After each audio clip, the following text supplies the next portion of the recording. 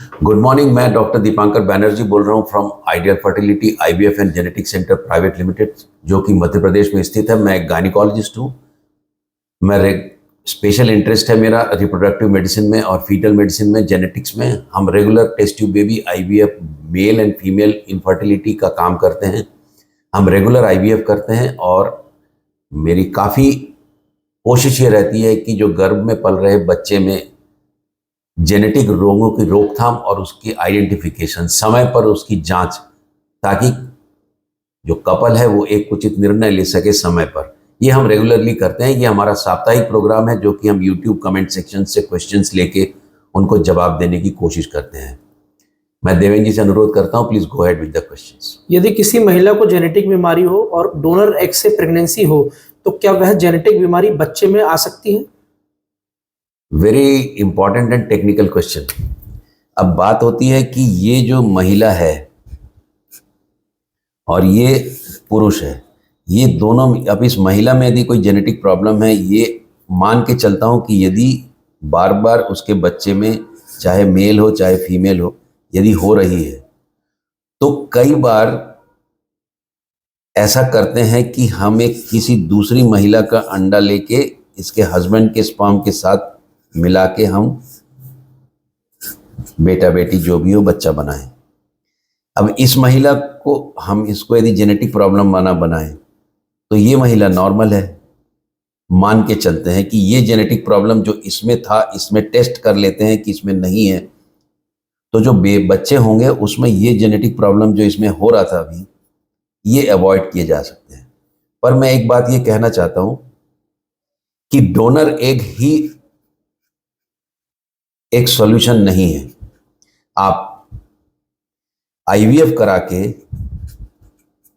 जो भ्रूण बनेगा, ब्लास्टोसिस्ट जो बनेगा, उस ब्लास्टोसिस्ट की जांच करा सकते हो कि इसमें ये जेनेटिक प्रॉब्लम है कि नहीं। क्योंकि दिखने में तो बहुत अच्छा दिखेगा, पर ये जेनेटिक प्रॉब्लम तब अपीयर होती है जब इससे बच्चा होता है। तो क्या इसको हम बच्चेदानी में प्लांट करें? इसको करने के पहले इसकी जांच होती है, उसको बोलते हैं pre implantation genetic test, PGT-M। महंगा पड़ता है, पर आपका खुद का बायोलॉजिकल चाइल्ड हो सकता है। तीसरी बात, यदि आप ये नहीं करा सकते, ये एक्सपेंसिव होता है, तो आप 3rd मंथ में कोरियन विलस सैंपलिंग करा सकते हो। बच्चेदानी के भीतर का जो कनेरी है, जब बच्चा ठहरेगा, उसका जांच करा के बता सकते हैं कि ये बच्चा जो भीतर है ये नॉर्मल है कि नहीं। डोनर एग लेना एक ऑप्शन है, बट डोनर एग लेना हमेशा एक ऑप्शन है ऐसा नहीं है।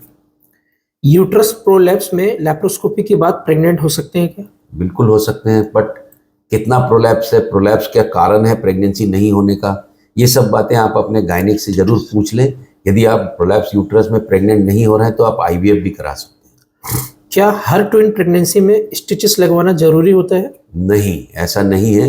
स्टिचेस लगवाना कि नहीं लगवाना, खासकर ट्विन प्रेगनेंसी में जो दूसरी इंटरनेशनल सोसाइटीज़ हैं वो उसको रेकमेंड नहीं करती हैं। स्टिच लगवाना एक, यदि पिछली प्रेगनेंसी में ऐसा कोई प्रॉब्लम हुआ जिसमें कि 4थे से 5वें महीने में अचानक पानी जाने लगा और डिलीवरी हो गई, वैसा यदि केस है, या फिर आप सोनोग्राफी जब करते हैं ट्विन प्रेगनेंसी में, बच्चेदानी की वो जो मुंह है, मतलब ये जो यूट्रस है, उसका जो सर्विक्स है, इसका हम लंबाई देखते हैं, लेंथ देखते हैं, सर्वाइकल लेंथ बोलते हैं। इसके ऊपर डिपेंड करता है हम स्टिच लगाएं कि नहीं लगाएं। बट स्टिच लगाना एक कठिन तो है और दूसरा रिस्की भी है। कई बार स्टिच के कारण भी प्रॉब्लम हो सकती है। तो क्या स्टिच ट्विन प्रेगनेंसी को टर्म तक ले जाएगी? स्टिच लगा देने से बटुआ जैसा हम सिल दें, ऐसा नहीं है। मेरी बेटी 14 साल की है और अभी तक पीरियड नहीं आया, क्या करना चाहिए? ऐसे बच्चे बहुत आते हैं, पेरेंट्स लेके आते हैं, और यदि उसको पीरियड नहीं आ रहा है तो आपको उसका पीरियड आएगा कि नहीं आएगा, क्या दवाई देना चाहिए, उसके लिए उसका वजह ढूंढना, उसका कारण ढूंढना, उसकी डायग्नोसिस होना बहुत ज़रूरी है। मैं ये काम काफ़ी करता हूँ। बहुत दूर दूर से बच्चियाँ आती हैं, पेरेंट्स लाते हैं, और कईयों के काम भी होते हैं। बट कई जगह पर जहाँ पर हम काम नहीं कर सकते, जहाँ वो काम नहीं भी होते हैं, पर डिपेंड करता है कि आपने उसकी वजह कैसे ढूंढी और क्या ढूंढी। What is the role of enoxaparin injection after embryo transfer? Okay, after embryo transfer, this enoxaparin is a blood thinning injection. So it is a idea, or it is a added thing which we do, that we make the blood thin so that the uterus supplies better blood supply to the embryo which is being implanted. Now this is nowadays I do after pregnancy test. If it is positive, some doctors, they do enoxaparin after embryo transfer. It is a subjective thing, but with evidence you can say that it is not a very 100% foolproof method to improve the pregnancy chances. Subchorionic bleeding क्या होती है? क्या ये हानिकारक है? सबकोरियोनिक bleeding क्या होती है? सबकोरियन क्या होता है? ये बच्चेदानी है। इस बच्चेदानी के भीतर ये बच्चेदानी की लाइन है। अब जो आप बच्चा देखते हो भीतर, जिसमें पानी थैली के भीतर ये बच्चा होता है, इसके बीच में और बच्चेदानी के बीच में एक कनेक्शन होता है, उसको प्लेसेंटा बोलते हैं या कोरियन बोलते हैं।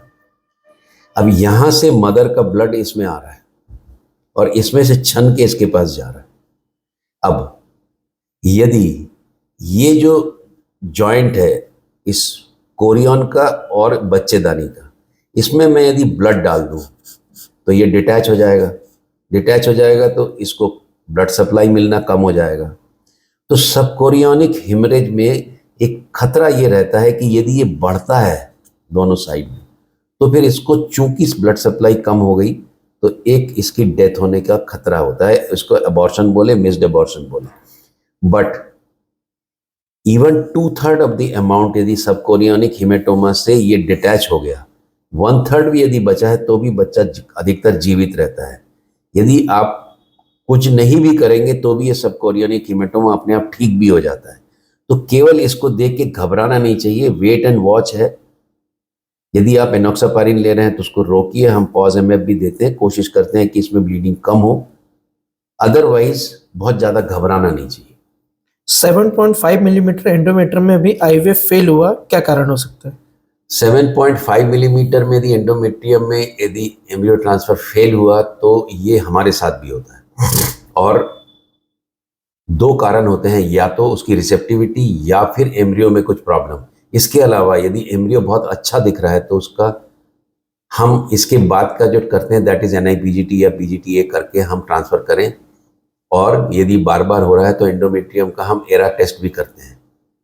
कई बार हम PRP का भी सहारा लेते हैं। तो ये चीज़ें बेसिकली एम्ब्रियो ट्रांसफ़र एक हिट एंड ट्रायल है। यदि आप अच्छा काम करते हो तो आपको सक्सेस मिलने की चांस है, बट कोई ज़रूरी नहीं सब कुछ अच्छा होने के बाद भी 100% हो जाए। तो चांस ज़्यादा होगा जब एंडोमेट्रियम भी अच्छा होगा, एम्ब्रियो भी अच्छा होगा। बट सब कुछ अच्छा होने के बाद 100% चांस होगा, 100% हो जाएगा, ऐसा नहीं होता। ये प्रॉब्लम हर IVF सेंटर में, वर्ल्ड में हर IVF सेंटर को होती है। और यहीं पर आके हम थोड़े से नेचर के ऊपर या फिर अननोन फोर्सेस के ऊपर डिपेंडेंट रहते हैं। बट हमारा काम अच्छा होना चाहिए। सुनने और जुड़ने के लिए बहुत बहुत धन्यवाद। Please subscribe our channel. यदि if you like our content, हमारे कंटेंट को अच्छा लगता है तो जरूर हमारे चैनल को सब्सक्राइब करिए। सुनने और जुड़ने के लिए बहुत बहुत धन्यवाद।